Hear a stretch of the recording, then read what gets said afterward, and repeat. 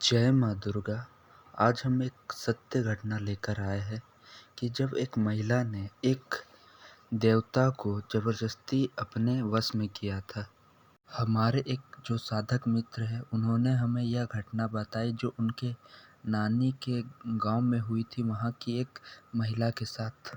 वह महिला तीज का व्रत करके और पूजा करके मंदिर से अपने घर को आ रही थी रात्रि में उस टाइम में बिजली नहीं आई थी उस गांव में और लाइन की कोई व्यवस्था नहीं थी।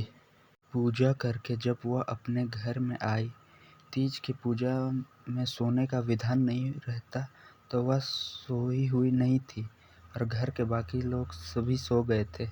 रात्रि में 1 से 2 बजे के बीच में उन्होंने सोचा कि सुबह के लिए जो भोजन बनेगा उसके लिए सब्जी साग आदि काट लूँ।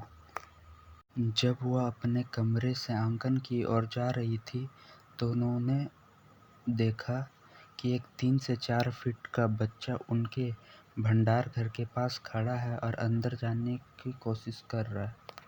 वह घबरा गई क्योंकि उनके बच्चे तो छोटे हैं, एक 3 साल की और एक 1 साल के है। वह सोची ये कोई चोर या भूत तो नहीं है, वो डर गई। फिर उन्होंने हिम्मत जुटाई और अपने शरीर का बंधन किया। पहले के ग्रामीण लोगों को शरीर का बंधन लगाना, नज़र उतारना आदि मंत्र जानते थे और ये सब करते थे क्योंकि ग्रामीण इलाके में तंत्र मंत्र भूत प्रेत आदि डायन क्रिया आदि ज़्यादा होती थी।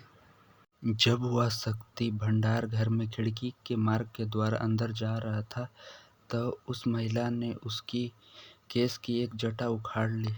उसके बाद वह शक्ति पहले तो महिला को डराने का प्रयास किया कि वह डर जाए और उसके केस दे दे। जब वह नहीं डरी तो वह अपने जटा मांगने लगा। महिला ने पूछा उस शक्ति को कि तुम कौन हो, तो उसने अपना नाम बताया।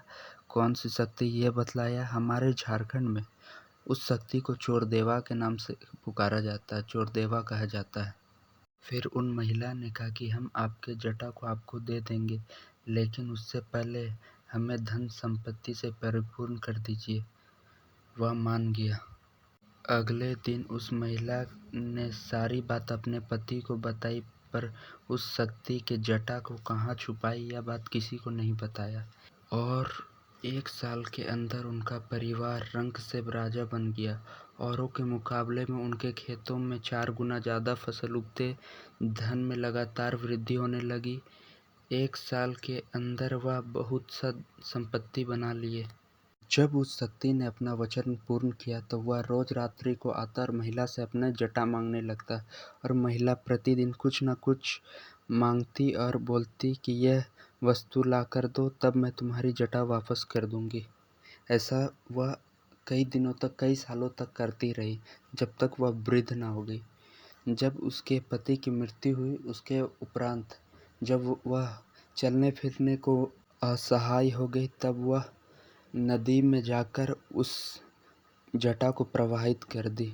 जैसे ही जटा प्रवाहित हुआ उसके 24 घंटे के अंदर ही उस महिला की मृत्यु हो गई और उसके बाद उनकी संपत्ति जो बना हुआ था वह सब नाश होने लगा, कम होता गया।